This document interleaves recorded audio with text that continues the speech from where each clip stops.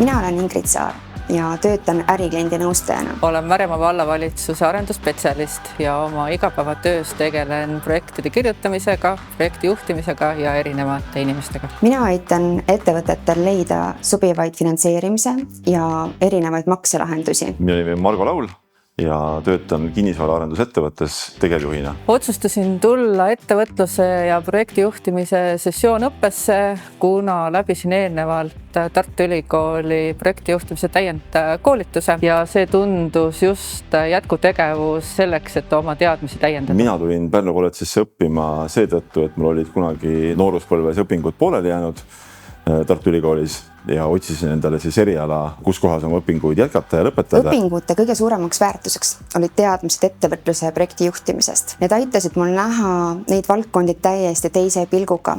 Kuidas kasutada erinevaid meetode ja milliseid programme on võimalik mul oma igapäevaelus rakendada. Samuti mitte vähe oluline on see sotsiaalne kapital, mis sealt kaasa saime. Samamoodi mõtlevate inimeste näol. Soovitaksin seda õppekava inimesele, kes soovib oma elus edasi liikuda, saada uusi teadmisi, uusi vaadet elule ja oma unistusi realiseerida. Väga sobilik inimestele, kes juba töötavad ettevõtluses, projektide ja protsesside valdkonnas, kui ka noortele, kellel on huvi selle vastu ja kes sooviksid ennast teostada ettevõtjana. Õpingud aitasid mul paremini mõista ettevõtlust ja ettevõtete vajadusi.